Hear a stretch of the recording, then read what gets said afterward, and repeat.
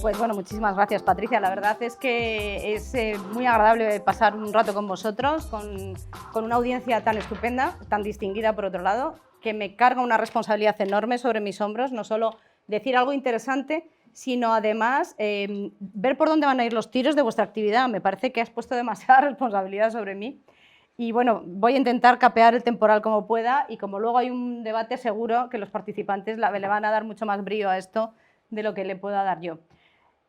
He de reconocer algo para que nadie se llame a engaño. No tengo hijos, por lo tanto, toda mi opinión sobre lo que es un adolescente, un niño, se basa en yo fui hija, yo fui adolescente, yo fui niña y por lo tanto, desde mi propia experiencia, me recuerdo a mí misma escuchando las chapas enormes de los adultos diciéndome lo que tenía que hacer o lo que no, cuando yo estaba perfectamente convencida de conocer el mundo mejor que ellos. Y yo creo que esta sensación de conocer el mundo mejor que los adultos la hemos tenido todos, se nos ha olvidado con el tiempo, pero me resulta muy complicado, sobre todo cuando alguna vez me han invitado a ir a algún colegio, a un instituto, a hablar con los adolescentes, porque creo que hay un reparo a lo que los adultos les tengamos que decir. Hay un reparo porque somos aquellos que venimos a decirles cosas que les dicen cómo tienen que vivir la vida. Y ninguno hemos aceptado que nos dijeran cómo teníamos que vivir la vida cuando éramos adolescentes. Yo, con 18 años, no he sido nunca más inteligente que con 18 años, luego cumplí años y empecé a ser idiota porque empecé a darme cuenta de todas mis limitaciones, pero con 18 años era un ser poderosísimo que era capaz de enfrentarme a cualquier cosa y, por supuesto, a emitir cualquier opinión como cualquier tuitero, es decir, que estaba en perfecto uso de la verdad. Como ejemplo, sobre el tipo de niña que fui, un poco rarita, para que nos vamos a engañar, pongo como ejemplo, en televisión española, en una época que solo había 2 canales, dejaron de poner una serie que me encantaba que se llamaba Galáctica y maravillosa, una serie B horrible efectivamente de Star Trek y pusieron no sé qué espanto de programa y yo tenía menos de 10 años, tengo que decirlo, le comenté a mi abuelo muy preocupada el hecho de que me hubieran quitado Galáctica. Entonces mi abuelo, que era un señor de Murcia tremendamente inteligente, pensaba que todo se solucionaba poniéndolo por escrito. Entonces me dijo que escribiera a Televisión Española. Y así es, escribí a Televisión Española manifestando mi disconformidad y dejando claro que ese tipo de programas alentaban la imaginación de los menores, en fin, una chapa terrible de la típica niña pedorra que era yo con esa edad. Y la contestación que recibí fue una foto de ese cantante de Tigres Leones, todos quieren ser los campeones, de Torrebruno, firmada por él, ¿vale? Y esta es la típica respuesta que tenemos a las peticiones de los menores. Es decir, esta niña tan petarda la vamos a callar con una foto de Torrebruno firmada. Que siempre he tenido una profunda admiración por él, teniendo en cuenta que escribía sobre Galáctica. O sea, había una correlación clara entre Torrebruno y Galáctica. Por lo tanto, prefiero dar por sentado que son seres reflexivos, pero que son, como todos los estudios de neurociencia manifiestan, son cerebros en evolución, como lo somos todos hasta que cumplimos 25 años. Y por lo tanto, creo que cualquier aproximación ha de ser científica y ha de tener en consideración estas cuestiones. Luego, me gustaría ponerme un poco, me voy a poner filosófica a riesgo de que aquí me paren los pies porque me parece interesante manifestároslo. Creo que somos todos una sociedad de adictos. Tú me has preguntado antes de empezar, no recuerdo tu nombre, Asun me ha preguntado, ¿pero de verdad no tienes WhatsApp? Pues no tengo WhatsApp, ni tengo Facebook. Y es una elección perfectamente personal realizada desde un conocimiento de lo que son esas herramientas. Pero he de decir que todo el mundo es adicto a esas herramientas. Miramos hacia los adolescentes, veo padres dirigiéndose a sus hijos, echándoles la bronca porque no leen, cuando no han visto a sus padres coger jamás un libro, cuando sus padres están interrumpiendo las comidas familiares contestando los WhatsApps. Es decir, la labor de la ejemplaridad que tiene que venir de los padres, desgraciadamente en un mundo de adictos, no se produce porque todos somos adictos a estas nuevas tecnologías. Y hay adictos, hay abuelas adictas y hay personas de mediana edad adictas y, por supuesto, nuestros jóvenes no iban a ser menos adictos que lo que son los adultos. Así que, si me permitís, primero que estute, me gustaría acercarme al problema desde una perspectiva mucho más general. Es decir, ¿cómo ha cambiado la percepción de privacidad? Que es una de las cuestiones que manifiesto en Datanomics, pero que creo que es interesante que reflexionemos sobre ello. No sé si conocéis el panóptico de Betham, es una construcción que se ha visto mucho, que se ha reproducido muchísimo en el siglo XIX y XX, que se utiliza para hospitales.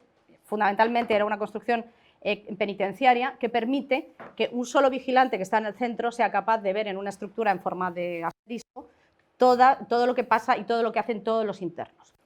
En su momento se consideró que esta infracción en la intimidad de los internos, internos no voluntariamente, sino que eran criminales y por lo tanto se les consideraba con menos derechos que las personas que no habían cometido un delito, estuvieran bajo esa permanente vigilancia. Tan perfecta es la vigilancia que el panóptico funciona aunque no haya nadie vigilando, porque hay una percepción de estar siendo visto, hay una percepción de estar siendo controlado por esa entidad central que todo lo ve, que puede estar o puede no estar, pero ante la duda de que esté, los internos se comportan adecuadamente.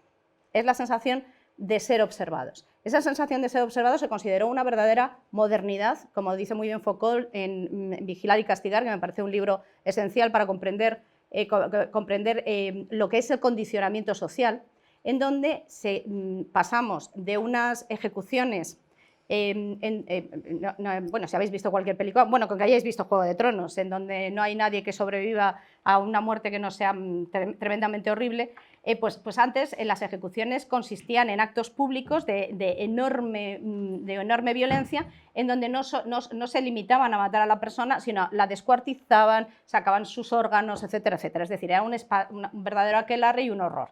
Entonces se consideró que la sociedad ilustrada no se podía seguir permitiendo ese horror público y que tenían que buscar otras técnicas para que las personas nos comportáramos adecuadamente, y nos condicionaron socialmente.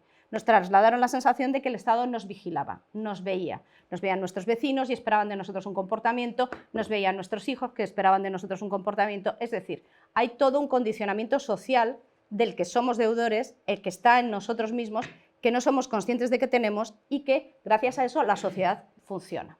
Ese condicionamiento de sernos observados, de sabernos observados, de saber que incluso la propia figura de Dios, ese que todo lo ve y ese que sabe en todo momento lo que estamos haciendo, si estamos cometiendo un pecado o no, y por lo tanto ese comportamiento íntimo, contrario a las normas religiosas, ha ayudado mucho a que las sociedades se pacifiquen, a que las personas interactúen entre sí de manera pacífica y que hayan aceptado un contrato social en donde yo me comporto como un buen ciudadano y a cambio de eso tengo una serie de certidumbres a lo largo de mi vida. Pues bien, ahora hemos cambiado completamente esa situación. Primero, somos observados pero no tenemos sensación de ser observados y por lo tanto pensamos que somos más libres que nunca. Pensamos que tenemos la enorme libertad de elegir.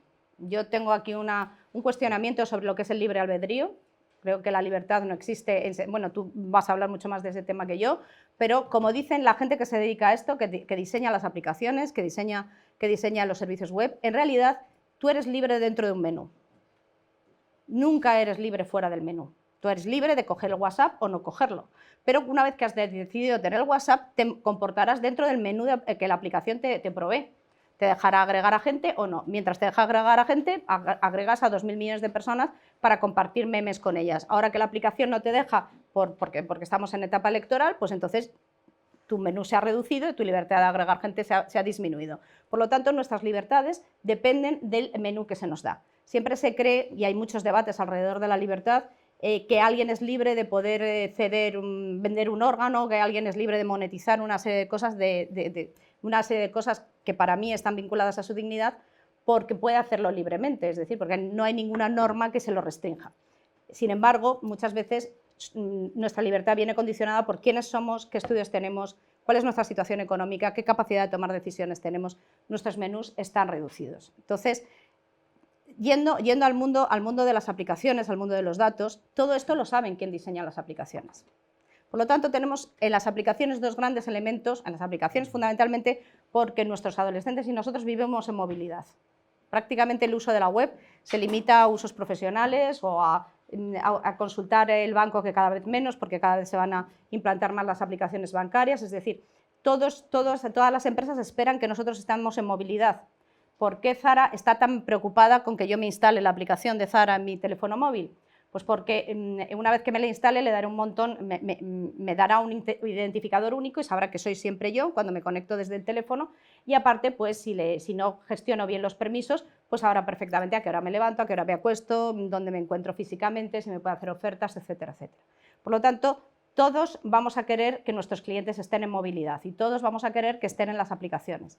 ¿Y cómo vamos a hacer esas aplicaciones? Las vamos a hacer tan chulas, tan molonas, tan gamificadas, tan orientadas a jugar con ellas, que nos impidan tener una verdadera elección sobre si nos vamos a conectar o no nos vamos a conectar.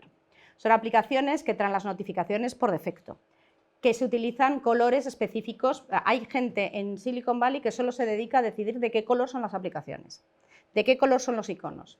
Os animo a que pongáis vuestra pantalla de vuestro teléfono móvil en escala de grises y veréis cómo vais a consultarla muchísimo menos, porque no os resulta atractivo, no os saltan las aplicaciones a la cara y la vais a consultar muchísimo menos. El tener el correo en push, el tener WhatsApp en push, el tener todo esto que te estén saltando notificaciones todo el rato, te obligan a engancharte. Te obligan a engancharte, es como cuando entras en un casino y las máquinas tragaperras están sonando continuamente. Es esas llamadas a que te sientes, a que juegues, a que consultes. Es más, todos los elementos de las aplicaciones que refuerzan ese condicionamiento, que además es un condicionamiento aleatorio, que ya no somos Pavlov, es decir, no es si suena una campana es que hay comida, sino que si suena una campana puede haber comida o no, y como no sabemos si hay comida o no, y como no nos queremos perder nada de lo que está pasando, entramos. Entramos esperando encontrar el tuit de nuestros sueños, que nos hayan contestado, que nos haya favoriteado una foto en Instagram aquella persona que nos interesa, etcétera, etcétera. En realidad, todo eso está pensado para que entremos continuamente, para que estemos permanentemente enganchados. ¿A cambio qué damos? A cambio lo que estamos dando son nuestros datos. Y aquí viene la clásica discusión, que la tengo más con los adultos que con los adolescentes, he de decir, porque hay una verdadera resistencia por parte de los adultos a desprenderse de los teléfonos y a desprenderse de las aplicaciones y a buscar alternativas a esas aplicaciones que son tan intrusivas. Hay dos grandes contestaciones. ¿A cuál más espectacular? Yo no tengo nada que ocultar, que es una de mis frases favoritas. Estoy rodeada de gente aburridísima que no tiene nada que ocultar. Mi mundo es un mundo de gente de escala de grises, que se aburre, que se mata en su vida y que no tienen nada interesante que aportar en general. Y me fascina esta contestación, que es la que se me da, y otra es que lo necesito para mi trabajo, que es otra de las grandes contestaciones fascinantes que recibo en cuanto a los grupos de WhatsApp absurdos que la gente tiene en sus teléfonos móviles. En cuanto a la de no tener nada que ocultar, tengo que decir que sin entrar a valorar la frase es una frase típica de las dictaduras, típicas de los estados totalitarios. Si no tienes nada que temer, le falta esa primera frase. No tienes nada que temer, no tienes nada que ocultar. Es decir, tú demuestras tu cumplimiento de la ley, volvemos al condicionamiento inicial, ese condicionamiento bentiano, ese condicionamiento social de yo me manifiesto de manera transparente y por lo tanto demuestro que no tengo nada que ocultar a la gente. Y eso quiere decir que soy un cumplidor de la ley, que soy un buen ciudadano, que contribuyo al mantenimiento de las buenas costumbres y de la Santa Madre Iglesia o de la Iglesia que en cada caso toque. Habréis visitado Ámsterdam y habréis visto que las ventanas no tienen cortinas, que es una cosa que llama muchísimo la atención, aparte de que tienen menos sol que aquí, porque se freirían si vivieran aquí, tendrían que poner unas cortinas. En realidad es un reflejo protestante de este principio de no tener nada que ocultar. Mi casa es transparente, vivo de manera conforme a la norma. Recordemos que los protestantes no tienen confesión y por lo tanto no se les perdona sus pecados, y esto es un elemento fundamental de ese tipo de sociedades, de tener que manifestar que estás abierto a que cualquiera escrute en tu vida privada para comprobar que en realidad eres un buen ciudadano. Pues ahora tenemos la sensación de que nadie nos mira, de que vemos porno y nadie nos mira. Todo el mundo piensa que lo de no tener nada que ocultar se refiere al porno, que me hace muchísima gracia. Cuando hay un porcentaje elevadísimo de gente que ve porno, solo hay que pensar que los negocios que mejor funcionan en la red y los primeros negocios que funcionan fantásticamente de pago en la red fue el porno, es un clásico, y no hay nada nuevo bajo el sol que vayamos más allá del uso indiscriminado por los menores, que eso es de otro debate.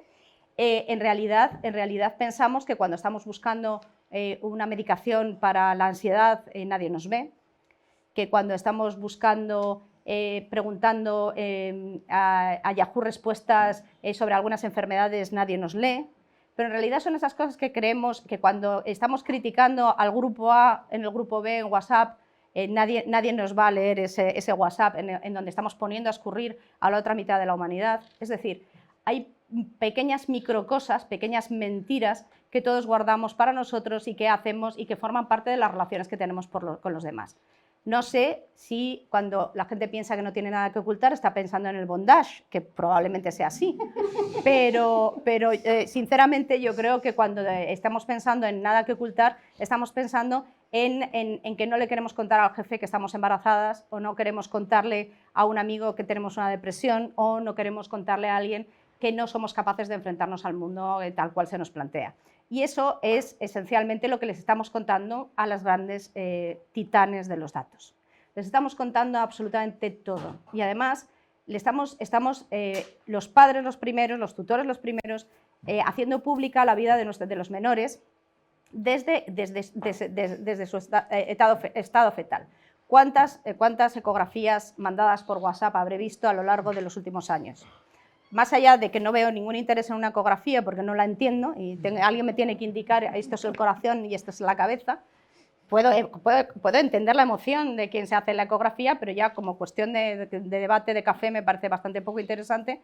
A partir de ese momento, esas criaturas están traqueadas. Esas fotos que se comparten en los grupos de WhatsApp, en Facebook, sobre las vacaciones, sobre los menores, sobre el niño ha hecho esto, la niña ha hecho lo otro, esos consejos de administración que se organizan de las grandes empresas a través de WhatsApp, esas conversaciones con los separatistas que se discuten a través de WhatsApp, señores, toda esa información que damos a través de WhatsApp se está facilitando para que estas empresas sepan cómo son los individuos, cómo son los clientes de las empresas y cómo las empresas funcionan, de tal manera que mañana cualquiera de ellos son capaces de replicar cualquier modelo de negocio que se nos pueda ocurrir, de una manera mucho más eficiente, porque tienen todo, saben exactamente cómo va a reaccionar cada uno de ellos.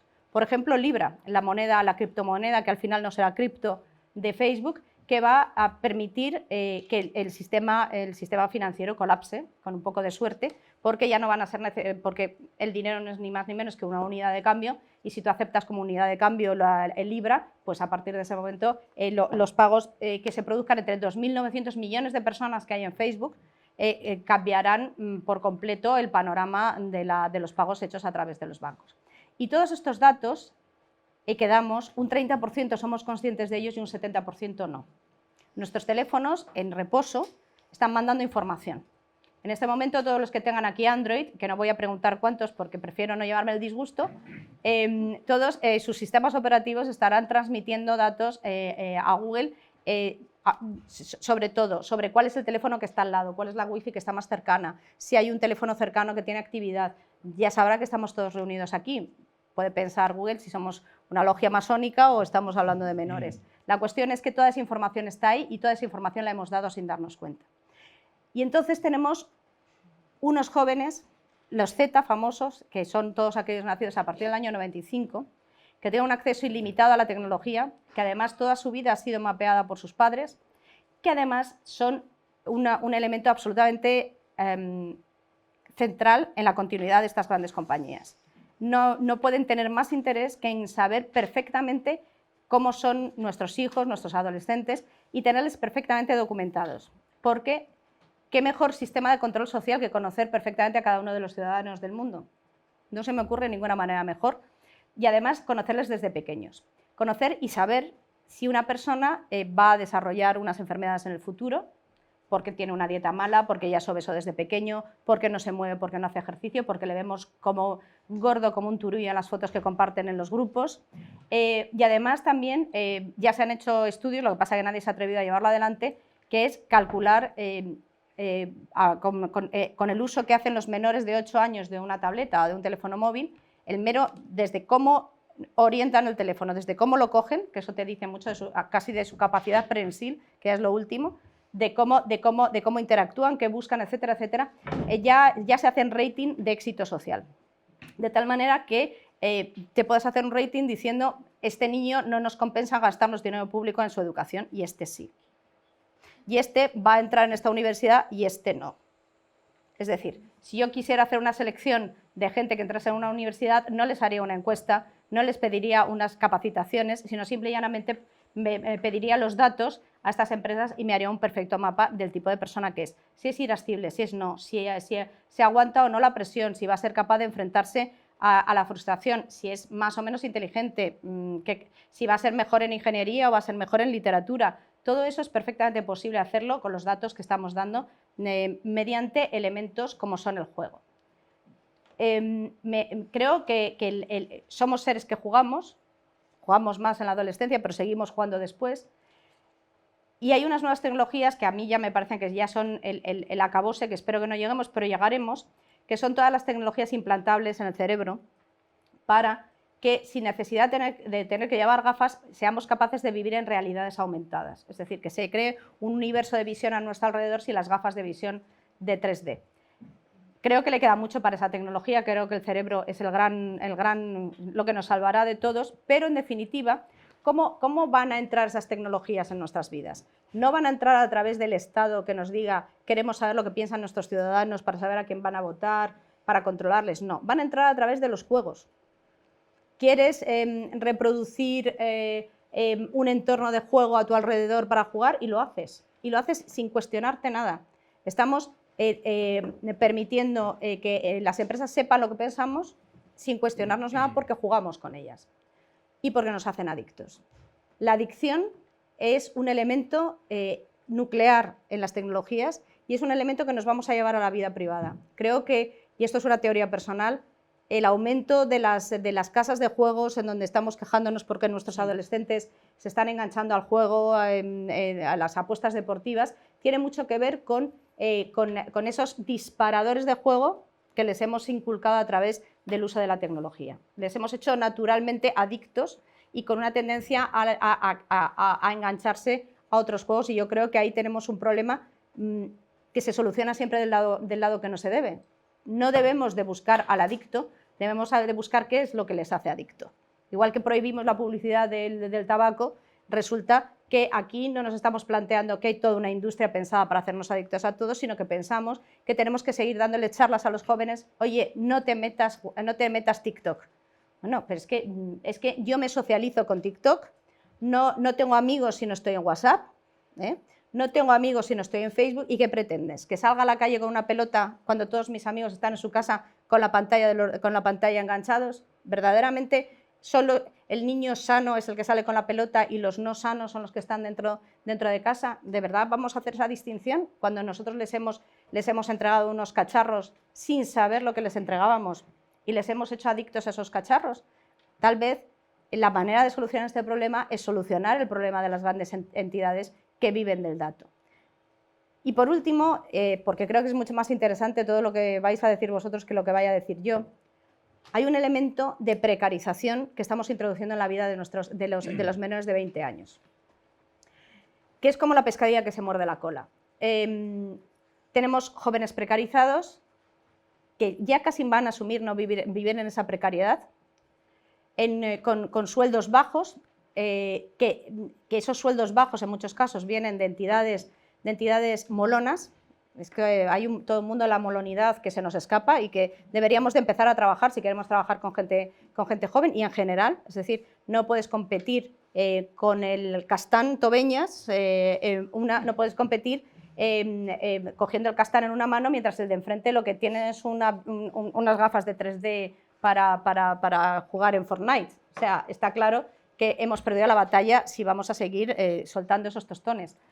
La precarización viene fundamentalmente de que todos precarizamos a alguien al utilizar estas herramientas. Recuerdo cuando estaba la huelga de taxis, después de la huelga me monté en un taxi, raro en mí porque tengo una batalla con ellos y lamento que esto se esté grabando, y recuerdo, pues le pregunté un poco... ¿Se puede editar? Me lo editáis. Cualquier perfil malo... Me lo editáis. Bueno, da igual. Lo sabrá mi teléfono, aunque no lo tengo geoposicionado, lo sabrá mi teléfono.